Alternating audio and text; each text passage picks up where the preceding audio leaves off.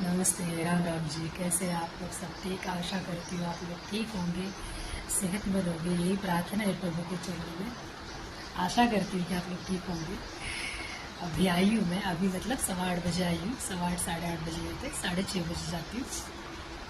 वहाँ से पहले योगा कर लेती हूँ, फिर उसके बाद 1.25 किलोमीटर के 5 राउंड निकालती हूँ। मतलब गार्डन का जो सर्कल है पूरा राउंड, वो 1.25 किलोमीटर का एक है। तो वैसे मैं 5 राउंड निकालती हूँ और योगा करती हूँ।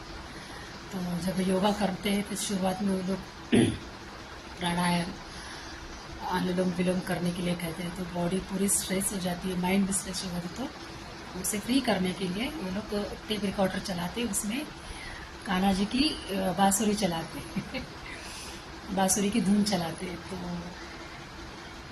खड़े रह के ही सारा होता है, ऐसा बैठ के वगैरह ऐसा कुछ नहीं। खड़े रहना है, सारा जो कुछ वो करने कहेंगे वो खड़े रह के ही करना है हमें। तो बड़ा मज़ा आता है क्योंकि म्यूज़िक पे हम लोग करते हैं सब कुछ जैसे जुम्बा भी होता है हमारा और योगा भी होता है। तो जब बांसुरी की धुन चलाते हैं तो हमें आंखें बंद करके खड़े रहने के लिए कहते हैं। तो वो जो हमारे सर है, शाह सर नाम है उनका, काफ़ी बुजुर्ग है। दोनों पति पत्नी दोनों हमें सिखाते हैं। बहुत अच्छा लगता है उनके साथ। एक्चुअली शुरू हुआ था पिछले साल ही, लेकिन मैंने जब शुरू किया तो मेरी तबीयत बहुत ज़्यादा ख़राब हो गई थी। मैंने जैसे पिछली बार कहा ना आपको कि मुझे खून की कमी है, तो वो बहुत ज़्यादा मेरे लिए हैवी हो गया। तो मैंने बंद ही कर दिया। सीधा मैं 1 साल के बाद फिर दोबारा पहुंची वहाँ पे। सारे लोग चिल्लाने भी लग गए थे मुझे। खैर, मैं क्या बता रही थी आपको, बांसुरी की धुन चलती। तो वो जो सर है हमारे, शाह सर, वो हमको बताते थे कि आपको फीलिंग करवाते हैं कि आप इसमें नदी के किनारे हैं आप, कान्हा जी बांसुरी बजा रहे हैं। वहाँ पे केवड़े के फूल है जिसकी धीमी धीमी सुगंध आ रही है। सफ़ेद सफ़ेद सारे फूल है, नीला आसमान है, हरियाली है हर तरफ। वो अपना कह रहे होते, हमें बता रहे होते, सारी चीज़ें महसूस करा रहे होते। लेकिन मैं नहीं सुनती हूँ किसी का। मेरा अपना ही कुछ चल रहा होता है, दुनिया से परे हट के। जब मैं आंखें बंद कर ली थी, जब मैं बांसुरी की धुन सुनने लग जाती हूँ, तो मैं अपने लल्ला, मतलब मेरे कान्हा को मैं लल्ला बोलती हूँ। लल्ला काफ़ी सालों से बोलती हूँ। मैं उनकी माँ हूँ, वो मेरे बेटे हैं, ऐसा हम दोनों का रिश्ता है। वो लल्ला से अब लाला बन चुकी है। भगवत गीता का असर है मेरे दिमाग में।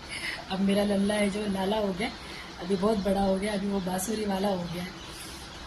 तो उनकी छवि मेरे आंखों के सामने घूमती रहती, क्योंकि ध्यान यहाँ रहता है, आज्ञा चक्र में मेरा। सब अपना अपना कर रहे होते, सर के हिसाब से सारे चल रहे होते। फिर जब आंखें खोलने के लिए कहते तो वो लोग कहते कि सर हमें खुशबू का महसूस हुई, ये हुआ। नहीं, मुझे नहीं। मैं अपने लाला के इसमें खोई रहती हूँ बांसुरी। लाला बैठे किसी पेड़ के नीचे, गैया सारी है, मोर है, पशु पक्षी है, नदियाँ है, सारे विविध प्रकार के फूल हैं। और मेरा लाला है जो इतनी खूबसूरत बांसुरी बजा रहा है कि मैं उसके रूप को देखते देखते रोना शुरू कर देती हूँ। मैं खो जाती हूँ अपने लाला में।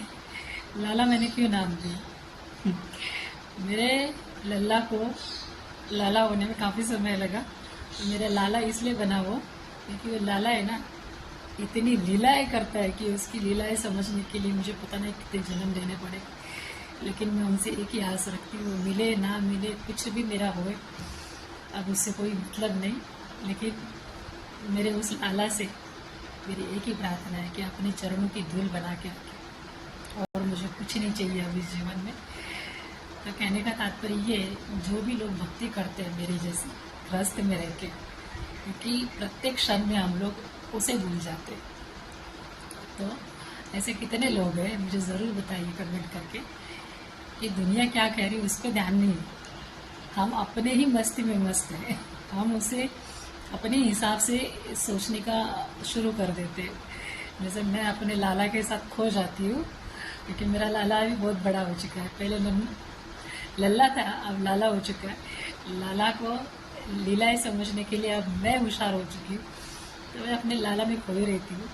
तो आप लोग ज़रूर मुझे बताइए कि कहने का तात्पर्य मेरा यही है कि मैं आपसे सवाल कर रही हूँ ये जो लोग भक्ति करते हैं वो लोग भी ऐसे ही है क्या मेरे जैसे? जब मैं उसे याद करती हूँ तो मेरे आंखों में ऐसे आंसू आ जाते हैं। तो आप लोगों के साथ भी ऐसा होता है क्या? मुझे ज़रूर बताइएगा। जय श्री कृष्णा, राधे राधे, जय श्री राम।